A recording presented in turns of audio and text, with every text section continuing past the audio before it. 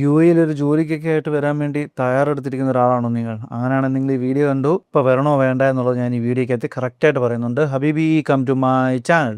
നിങ്ങൾ പലരും ചോദിക്കും യുദ്ധമൊക്കെ ഏറെക്കുറെ ഒതുങ്ങിയില്ലേ, ഇനിയിപ്പം പഴയ പോലെ തന്നെ യുഎഇയിൽ ജോലി കാര്യങ്ങളൊക്കെ കിട്ടത്തില്ലെന്ന് ചോദിച്ചാൽ, സത്യം പറഞ്ഞാൽ ഇപ്പോഴും യുഎഇ ജോബ് മാർക്കറ്റ് ഓപ്പൺ ആയിട്ടില്ല എന്നുള്ളതാണ് സത്യം.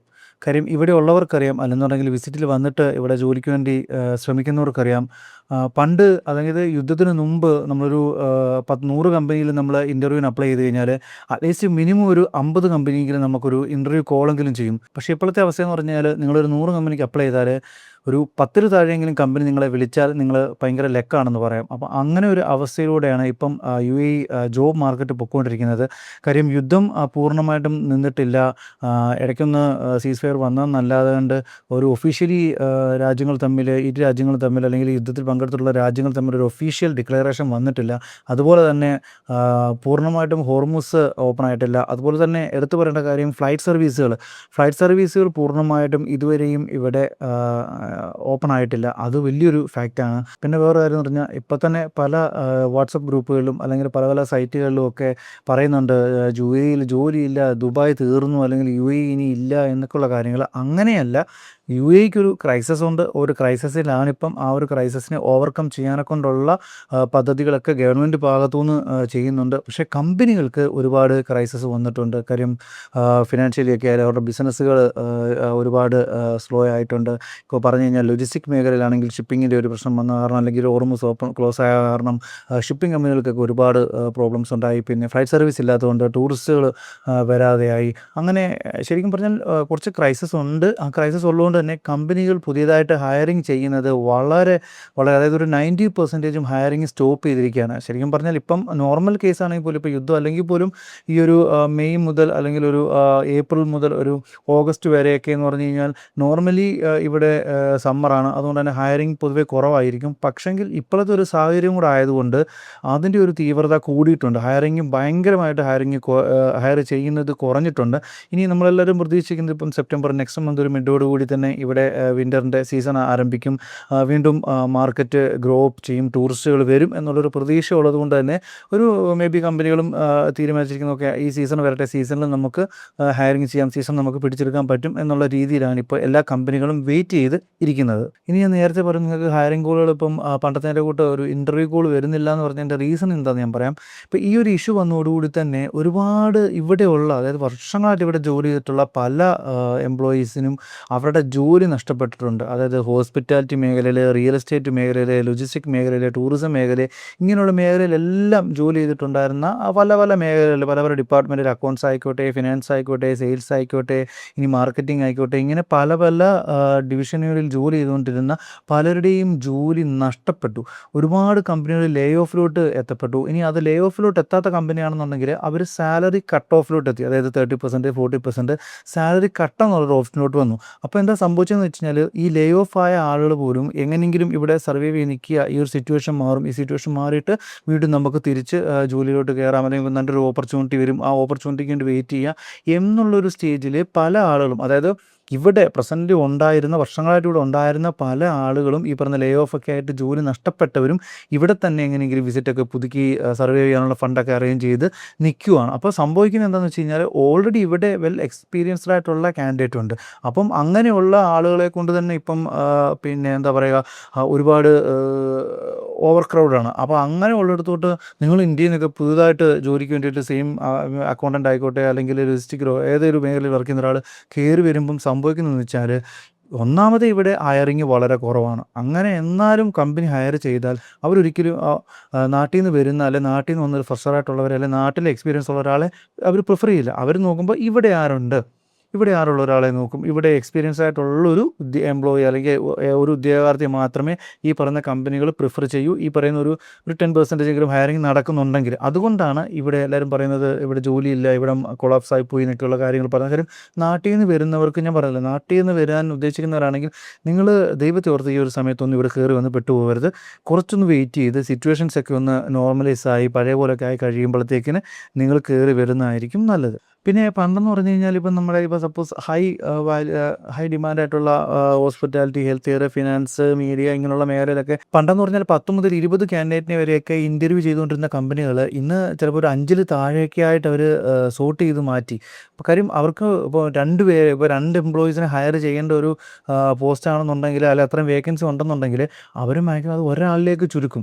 കാര്യം എന്താ വെച്ചാൽ തൽക്കാലം ഒരാളെ വെച്ച് ഓടിക്കാം, എന്നിട്ട് പിന്നീട് സിറ്റുവേഷൻ ക്ലിയർ ആകുമ്പോൾ നമുക്ക് 2 പേരെ കൂടെ ഒരാളെ കൂടെ ഹയർ ചെയ്യുക എന്നുള്ളത്. അതായത് മാക്സിമം മാൻ പവർ കുറച്ചുകൊണ്ട് ആ ഒരു ലിമിറ്റഡ് റിസോഴ്സിൽ സർവൈവ് ചെയ്യുക എന്നുള്ളതാണ് കമ്പനികൾ ഇപ്പോൾ ഫോളോ ചെയ്യുന്ന ഒരു രീതി, മെതേഡ്. അതുകൊണ്ടാണ് ഈ പറയുന്ന ഒരുപാട് ആളുകൾക്ക് ജോലി കിട്ടാതെയും എന്താ പറയുക, ഇൻ്റർവ്യൂ കോൾ പോലും കിട്ടാതെ ഇരിക്കുന്ന ഒരു സാഹചര്യം. അതുപോലെ ഞാൻ പറഞ്ഞ പോലെ തന്നെ ഇപ്പോൾ ഈ ഹയർ ചെയ്യുമ്പം മൾട്ടിപ്പിൾ ഡ്യൂട്ടീസ് ഹാൻഡിൽ ചെയ്യാൻ പറ്റുന്ന കഴിവുള്ള ആളുകളെ മാത്രമേ ഇവർ ഹയർ ചെയ്യൂ. കാര്യം 2 പേരെ അല്ലെങ്കിൽ 3 പേരെ കൊണ്ട് ചെയ്യിപ്പിക്കേണ്ട ജോലി ശരിക്കും പറഞ്ഞാൽ ഒരാളെ കൊണ്ട് ചെയ്യിപ്പിക്കുക എന്നുള്ളതാണ്. കാര്യം അങ്ങനെ ചെയ്യുമ്പോൾ ഈ പറയുന്ന അടുത്ത 2 പേരുടെ സാലറി കമ്പനിക്ക് ബാക്കപ്പ് പിടിക്കാം എന്നുള്ള രീതിയിൽ മൾട്ടിപ്പിൾ ജോലി ചെയ്യുന്ന ആൾ, പിന്നെ അവർ വർക്ക് ചെയ്ത് സെയിൽസ് കൊണ്ടുവരാൻ എക്സ്പീരിയൻസ് ഉള്ള ആൾ, അതേപോലെ തന്നെ ഞാൻ പറഞ്ഞില്ലേ ഒരു ഫ്രഷറായിട്ടുള്ള ഒരാളൊന്നും വന്നാലൊന്നും ജോലി കിട്ടുക എന്നുള്ളൊരു പ്രതീക്ഷയേ വേണ്ട.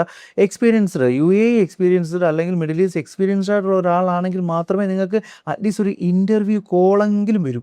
ഇനി വരുന്നൊരു ചോദ്യമാണ്, ഈ ഒരു വാർ അല്ലെങ്കിൽ ഈ ഒരു ജിയോ പൊളിറ്റിക്കൽ ടെൻഷന് എഫക്റ്റ് ചെയ്തിട്ടുണ്ടോ എന്ന്. അങ്ങനെ ചോദിച്ചാൽ എഫക്റ്റ് ചെയ്തിട്ടുണ്ട്. പക്ഷേ ഞാൻ ഈ പറഞ്ഞ പോലെ സെക്ടറുകൾ ഡിഫറെൻ്റ് ആണ്. പല മേഖലകളും ഇപ്പോഴും പഴയ പോലെ തന്നെ പോകുന്നുണ്ട്. ലൈക്ക് IT കമ്പനികൾ, അതേപോലെ തന്നെ ആർട്ടിഫിഷ്യൽ ഇൻ്റലിജൻസ്, അതുപോലെ തന്നെ ഹെൽത്ത് കെയർ, ഇങ്ങനെയുള്ള പർട്ടിക്കുലറായിട്ടുള്ള ചില കമ്പനികളൊക്കെ നല്ല പണ്ടകനായിരുന്നു അതേ കണക്ക് തന്നെ പോകുന്നുണ്ട്. പക്ഷെങ്കിൽ ചില മേഖല ഞാൻ നേരത്തെ പറഞ്ഞ ചില കമ്പനികളെല്ലാം ഇത് അഫക്റ്റ് ചെയ്തിട്ടുണ്ട്. അതുകൊണ്ട് തന്നെ കമ്പനികൾ പുതിയ പ്രൊജക്റ്റുകൾ സ്റ്റാർട്ട് ചെയ്യാനൊക്കെ കൊണ്ട് അവർ ഡിലേ ആക്കുന്നുണ്ട്. ഹയറിംഗ് പോസ്റ്റുകൾ അവർ പോസ്റ്റ്പോൺ ചെയ്യും, അല്ലെങ്കിൽ അത് ഹോൾഡ് ചെയ്ത് വെക്കും. അതുപോലെ തന്നെ ബഡ്ജറ്റുകൾ അവർ റിവ്യൂ ചെയ്യും. കാര്യം നമുക്ക് മുന്നോട്ട് ഇനിയും സപ്പോസ് വാറൊക്കെ നിന്ന് നോക്കുകയാണെന്നുണ്ടെങ്കിൽ ഓക്കെ അതല്ല ഇനി മറിച്ച് എന്തെങ്കിലുമാണ് സംഭവിക്കുന്നതെങ്കിൽ അപ്പോൾ അവിടെയും സർവൈവ് ചെയ്യാനുള്ള കാര്യങ്ങൾ, ഇങ്ങനെയുള്ള കാര്യങ്ങളൊക്കെയാണ് ഇപ്പോൾ എല്ലാ കമ്പനികളും ഫോക്കസ് ചെയ്യുന്നത്. പിന്നെ ശരിക്കും പറഞ്ഞാൽ UAEയുടെ ഒരു വലിയൊരു ഇൻകം സോഴ്സ് തന്നെയാണ് റിയൽ എസ്റ്റേറ്റും ടൂറിസവും. റിയൽ എസ്റ്റേറ്റ് മാർക്കറ്റ് ഇടിഞ്ഞിട്ടുണ്ട് എങ്കിൽ പോലും റിയൽ എസ്റ്റേറ്റ് നടക്കുന്നുണ്ട്, സെയിൽസും കാര്യങ്ങളൊക്കെ നടക്കുന്നുണ്ട്. റിയൽ എസ്റ്റേറ്റ് ഒരു വലിയൊരു ഇടിവ് കാര്യങ്ങൾ റിയൽ എസ്റ്റേറ്റ് ഉണ്ടായിട്ടില്ല. പക്ഷെങ്കിൽ ഉണ്ടായിട്ടുള്ളത് ടൂറിസത്തിനാണ്. ഈ ടൂറിസം ഡിപ്പെൻഡ് ചെയ്തിട്ട് ഒരുപാട് കമ്പനികൾ അല്ലെങ്കിൽ ഒരുപാട് ഇൻഡസ്ട്രികൾ വർക്ക് ചെയ്യുന്നുണ്ട് ഇവിടെ. ഇപ്പോൾ സപ്പോസ് ഒരു ടൂറിസം ഉള്ള സമയത്ത് ഇവൻറ്റുകൾ നടക്കും. ഈ ഇവൻറ്റുമായിട്ട് ബന്ധപ്പെട്ടുള്ള മീഡിയ കമ്പനികൾ, stage, light, venues, hospitality management, എയർലൈനുകൾ, ടൂറിസം കമ്പനികൾ, ഇവർക്കെല്ലാം ഇതെല്ലാം ഒരു കണക്ട് ചെയ്തിട്ടുള്ളൊരു ലിങ്കിലാണ് ഒരു ടൂറിസം അല്ലെങ്കിൽ ഒരു ഇവൻറ്റ് നടക്കുമ്പം വരുന്നത്.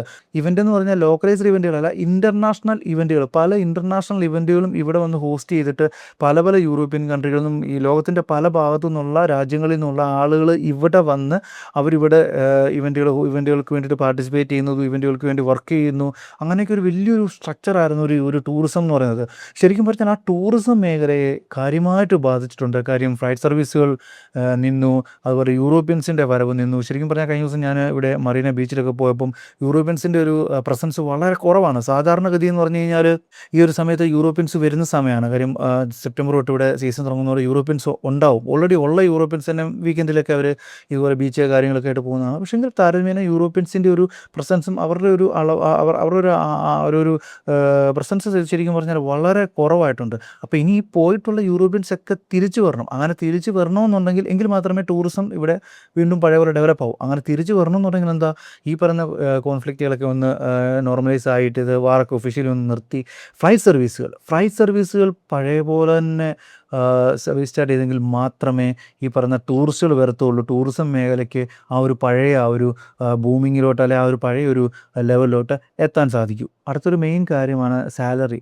പണ്ട് നിങ്ങളത് യുദ്ധത്തിന് മുമ്പ് നിങ്ങൾ എക്സ്പെക്റ്റ് ചെയ്തിരുന്ന ഒരു സാലറി പാക്കേജിലൊന്നും ഇവിടെ വരാൻ നോക്കണ്ട. ഇപ്പോൾ ഞാൻ പറഞ്ഞില്ലേ, കമ്പനികൾ ഓൾറെഡി സ്റ്റാഫുകൾക്ക് പോലും അവരുടെ സാലറി കട്ട് ഓഫ് ചെയ്തിട്ടുണ്ട്. 30-40% സാലറി കട്ട് ഓഫ് ചെയ്തിട്ടുണ്ട്. അപ്പോൾ അതേപോലെ തന്നെ ഇനി അവർ പുതിയ ക്യാൻഡിഡേറ്റിനെ എടുത്താലും സാലറിയിൽ അവർ മാക്സിമം ബാർഗെയിൻ ചെയ്യും. വളരെ വെരി ലെസ്സായിട്ടുള്ളൊരു സാലറിയൊക്കെ ഇവിടെ കിട്ടത്തുള്ളൂ. ഇപ്പോൾ ഒരു സപ്പോസ് പറഞ്ഞു കഴിഞ്ഞാൽ ഒരു 5,000 മുതൽ 10,000-നുള്ളിലൊക്കെ സാലറി കിട്ടുവാണെന്നുണ്ടെങ്കിൽ വളരെ അതൊരു ലെക്ക് ഫാക്ടർ അല്ലെങ്കിൽ ലെക്കാണെന്നുള്ളൊരു രീതിയിലോട്ട് പോകുന്ന ഒരു സ്റ്റേജാണ്. കാര്യം കമ്പനികളെല്ലാവരും ഇപ്പം ഹയർ ചെയ്ത് കഴിഞ്ഞാൽ വളരെ ലോ സാലറിയിലായിരിക്കും ഹയർ ചെയ്യുന്നത്. ഇപ്പം എനിക്കറിയാവുന്ന പലരും 10ഉം 15ഉം സാലറി എടുത്തുകൊണ്ടിരുന്നത്, 10,000 മുതൽ 15,000 ദിർഹംസ് വരെ സാലറി എടുത്തുകൊണ്ടിരുന്നവർ ഇന്ന് 6, 7, 8 ആ റേഞ്ചിലേക്ക് ജോലിക്ക് കയറാൻ വേണ്ടി അവർ ഫോഴ്സ്ഫുള്ളി അവർ കയറേണ്ട വന്നു. കാര്യം എന്താ വെച്ചാൽ ഇവിടെ സർവൈവ് ചെയ്യണം, നാട്ടിൽ അവരെ ഡിപ്പെൻഡ് ചെയ്തിരിക്കുന്ന ആളുകളുണ്ട്. അപ്പം എങ്ങനെയെങ്കിലും കയറുക എന്നുള്ളതാണ്. കിട്ടുന്ന പൈസയും കൊണ്ട് എങ്ങനെയെങ്കിലും സർവൈവ് ചെയ്തിട്ട് ഇപ്പം അങ്ങനെയുള്ള പലരും നാട്ടിലേക്ക് ഫാമിലിയെ, ഇപ്പോൾ ഭാര്യയും കുട്ടികളൊക്കെ ഇവിടെ ഉള്ളവരാണെങ്കിൽ വൈഫിനെയും കുട്ടികളെയൊക്കെ നാട്ടിലോട്ട് വിട്ടിട്ട് അവരൊരു ബെഡ് സ്പേസിലോട്ടൊക്കെ പോയി ആ ബെഡ് സ്പേസിൽ നിന്നുകൊണ്ട് മാക്സിമം ചിലവുകൾ കുറച്ചുകൊണ്ട് അറ്റ്ലീസ്റ്റ് അവർക്ക് ഇവിടെ സർവൈവ് ചെയ്യാനും നാട്ടിലേക്കുള്ള കാര്യങ്ങൾക്കും വേണ്ടിയിട്ടുള്ള മാത്രം ഏൺ ചെയ്യാൻ വേണ്ടിയിട്ട് അങ്ങനെ ജോലിക്ക് കയറിയവരും ഒരുപാട് ആളുകളുണ്ട്. അപ്പം അങ്ങനെ സാലറി എന്നുള്ളൊരു കാര്യം ഇനി ഒരിക്കലും നിങ്ങൾ എക്സ്പെക്റ്റ് ചെയ്യരുത്. കിട്ടുന്ന പൈസയ്ക്ക് കയറുക എന്നുള്ളതേ ഇപ്പോഴത്തെ ഒരു ഓപ്ഷനിൽ ഉള്ളൂ.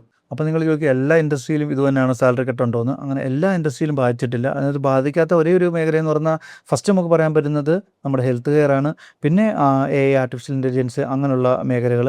അങ്ങനെയുള്ള കുറച്ച് മേഖലകൾക്ക് മാത്രമേ ഉള്ളൂ ഈ പറയുന്ന ഒരു സാലറി കട്ടോ അല്ലെങ്കിൽ സാലറിയുടെ പ്രശ്നങ്ങളോ ലേ ഓഫോ കാര്യങ്ങളോ വളരെ വലിയ തോതിൽ എഫക്റ്റ് ചെയ്യാത്തുള്ളൂ. അവരിപ്പോഴും സേഫാണ്. ഇപ്പോൾ നിങ്ങളൊരു നേഴ്സാണെങ്കിലും ഒരു ഹെൽത്ത് കെയറിലുള്ള ഏതെങ്കിലും ഒരു പ്രൊഫഷൻ ആണെന്ന് പറഞ്ഞാൽ നിങ്ങൾക്ക് കുഴപ്പമില്ല, നിങ്ങൾ ധൈര്യമായിട്ട് കയറി വരാം.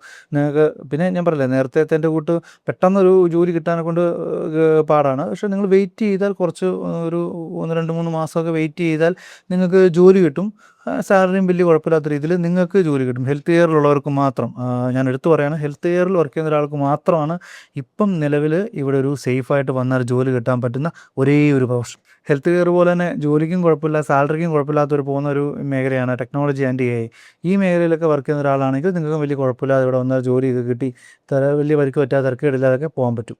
പിന്നെ അതുപോലെ ഇപ്പോൾ കേൾക്കുന്നൊരു കാര്യമാണ് UAE വിസ എല്ലാം ക്ലോസ് ചെയ്തു, വിസിറ്റ് വിസ കൊടുക്കുന്നില്ല, അങ്ങനെയൊക്കെ ഉള്ള ഒരുപാട് റൂമറുകൾ നിങ്ങൾ പല ഓൺലൈൻ മാധ്യമങ്ങൾ വഴി അല്ലെന്നുണ്ടെങ്കിൽ വാട്സപ്പ് വഴിയൊക്കെ ഷെയർ ചെയ്ത് വരും. ആക്ച്വലി UAE റെഗുലർലി അവരുടെ വിസ പോളിസീസ് ആൻഡ് കാര്യങ്ങളൊക്കെ അവർ റീസ്ട്രക്ചർ ചെയ്യും. അത് റെഗുലർലി ഇങ്ങനെ വരും. അപ്പോൾ ആ സമയത്ത് ചിലപ്പോൾ അവർ പുതിയ വിസ ഇൻട്രൊഡ്യൂസ് ചെയ്യും. ഇപ്പോൾ കഴിഞ്ഞ പ്രാവശ്യം ഞാൻ പറഞ്ഞില്ലേ ജോബ് സീക്കർ വിസ അവർ ഇൻട്രൊഡ്യൂസ് ചെയ്തു. ഇപ്പം അടുത്തൊരു ലേറ്റസ്റ്റ് ആയിട്ട് വന്ന ന്യൂസ് എന്ന് പറയുന്നത് ഇന്ത്യൻസിന് പിന്നെ വിസ ഓണറേബിൾ വിസ ഫ്രീ ആയിട്ട് ഒക്കെ വരാൻ പറ്റുന്ന ഒരു കുറച്ച് ആദ്യം ഒരു 10,000 മുതൽ 20,000 വരെ ആളുകൾക്കാണ് ആ ഒരു ഓപ്പർച്യൂണിറ്റി കൊടുക്കുന്നത്. അബുദാബി എമിറേറ്റ്സ് ആണ് അങ്ങനെ ഒരു പ്രപ്പോസൽ വെച്ചിട്ടുള്ളത്. അതിൻ്റെ ആധികാരികമായിട്ടുള്ള ഒരു അനൗൺസ്മെൻറ്റ് കാര്യങ്ങൾ വന്നിട്ടില്ല, പക്ഷേ വാർത്തകൾ അങ്ങനെ വരുന്നുണ്ട്.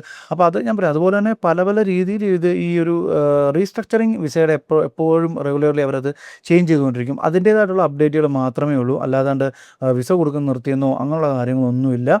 ഇനിയും വിസ ആർക്കെങ്കിലും നിങ്ങൾ ഈ പറഞ്ഞ ആരെങ്കിലും അങ്ങനെ പറഞ്ഞിട്ടുണ്ടെങ്കിൽ അവർക്ക് എന്തെങ്കിലും അവരുടെ ഡോക്യുമെൻറ്റേഷനിൽ എന്തെങ്കിലുമൊക്കെ എററുകളോ അല്ലെങ്കിൽ എന്തെങ്കിലുമൊക്കെ മിസ്റ്റേക്കുകൾ വന്നുകൊണ്ടായിരിക്കും അവർക്ക് വിസ റിജക്ഷൻ ആയിട്ടുള്ളത്. അല്ലാതെ വിസ റിജക്ഷനോ അല്ലെങ്കിൽ മറ്റേ വിസ കൊടുക്കാതിരിക്കും അങ്ങനത്തെ കാര്യങ്ങളൊന്നുമില്ല. എന്തെങ്കിലും നിങ്ങൾക്ക് കാര്യങ്ങൾ അറിയണമെന്നുണ്ടെങ്കിൽ യുഎയുടെ ഒഫീഷ്യൽ സൈറ്റിൽ പോയിട്ട്, ഫെഡറൽ അതോറിറ്റിയുടെ ഒഫീഷ്യൽ സൈറ്റിൽ പോയിട്ട് അതിൽ എന്താണോ പറയുന്നത് അതേപോലെ തന്നെ ഫോളോ ചെയ്താൽ നിങ്ങൾക്ക് സുഖമായിട്ട് വിസയൊക്കെ കിട്ടി വരാൻ പറ്റും. ശരിക്കും പറഞ്ഞു കഴിഞ്ഞാൽ നമ്മൾ ഇന്ത്യൻസിന് എക്സ്പെഷ്യലി മലയാളികൾക്ക് ഇപ്പോൾ ഏറ്റവും കൂടുതൽ പെട്ടെന്ന് കയറി വരാൻ പറ്റുന്ന ഒരേ ഒരു രാജ്യം ഇതേ ഉള്ളൂ. ബാക്കി രാജ്യങ്ങൾക്കൊക്കെ അറിയാമല്ലോ അവസ്ഥ. ഇപ്പോൾ യൂറോപ്പോ ആയാലും മറ്റേത് രാജ്യങ്ങൾക്കാണെങ്കിലും ഭയങ്കര ബുദ്ധിമുട്ടാണ് വിസയൊക്കെ കിട്ടിപ്പോകാൻ. കാര്യം അത് വേറെ ഒന്നുമല്ല, നമ്മുടെ നാട്ടിലെ ആളുകളുടെ കുഴപ്പം കൊണ്ട് തന്നെയാണ്. അവിടെ ചെന്നിട്ട് കാട്ടിക്കൂട്ടുന്ന കാര്യങ്ങളൊക്കെ കൊണ്ടാണ്. ഞാൻ അതിനെക്കുറിച്ച് കൂടുതൽ പറഞ്ഞത് അതുകൊണ്ടാണ് ഈ വിസ കാര്യങ്ങൾക്ക് ഒരുപാട് റിജക്ഷൻ വരുന്നത്. പക്ഷേ ഇപ്പോഴും നമുക്ക് മലയാളികൾക്ക് എക്സ്പെഷ്യലി പെട്ടെന്ന് കയറി വരാൻ പറ്റുന്ന അല്ലെങ്കിൽ മറ്റു വലിയ ഡോക്യുമെൻറ്റേഷനോ കാര്യങ്ങളൊന്നും ഇല്ലാതെ നൂലാമാലയൊന്നും ഇല്ലാതെ കയറി വരാൻ പറ്റുന്ന ഒരേ ഒരു രാജ്യമേ ഉള്ളൂ UAE. അതുപോലെ തന്നെ മിഡിൽ ഈസ്റ്റ് എല്ലാ രാജ്യങ്ങളും. അപ്പോൾ വിസിറ്റ് വിസ എടുത്ത് വരട്ടെ, വന്നാൽ ജോലി കിട്ടുമെന്നൊക്കെ ചോദിക്കുന്നവരോടാണ് എനിക്ക് പറയാനുള്ളത്. സിറ്റുവേഷൻ ഇതാണ്. സിറ്റുവേഷൻ അത്ര നന്നായിട്ടല്ല ഇവിടെ ഇപ്പോൾ പൊയ്ക്കൊണ്ടിരിക്കുന്നത്. സിറ്റുവേഷൻ ക്ലിയർ ആയിട്ടില്ല. ഈ ഒരു അവസ്ഥയിൽ നിങ്ങൾ ഒരുപാട് പൈസയൊക്കെ മുടക്കി വിസിറ്റ് വിസയൊക്കെ എടുത്ത് ഇവിടുത്തെ അക്കോമഡേഷൻ്റെയൊക്കെ പൈസയൊക്കെ എടുത്ത് നിങ്ങളിപ്പം വരുന്നതിനെക്കുറിച്ച് ആലോചിക്കേണ്ടതെന്ന് ഞാൻ പറയത്തുള്ളൂ. സിറ്റുവേഷൻ ഒന്ന് ക്ലിയർ ആവട്ടെ, സീസൺ സ്റ്റാർട്ട് ചെയ്യട്ടെ. ഒരു സെപ്റ്റംബർ, ഒക്ടോബർ, നവംബർ ഒക്കെ ആകുമ്പോഴത്തേക്കിന് ബൈ ഹോപ്പ്ഫുള്ളി ഇതെല്ലാം ക്ലിയർ ആവും, വീണ്ടും മാർക്കറ്റൊക്കെ ഓപ്പൺ ആവും എന്നുള്ളൊരു പ്രതീക്ഷയിലാണ് നമ്മളെല്ലാവരും ഉള്ളത്. അപ്പോൾ അതുകൊണ്ട് തന്നെ അങ്ങനെ ഒരു സ്റ്റേജ് വരുമ്പോഴത്തേക്കിന് ആ ഒരു സമയത്തേക്ക് നിങ്ങൾ കയറി വരാൻ നോക്കുക. അല്ലെന്നുണ്ടെങ്കിൽ നിങ്ങളിവിടെ കയറി വന്നാൽ വിസയൊക്കെ കിട്ടും, നിങ്ങൾ വരും, വന്നു കഴിഞ്ഞാൽ നിങ്ങൾക്ക് ജോലി കിട്ടാൻ ഒരുപാട് നിങ്ങൾ ബുദ്ധിമുട്ടും.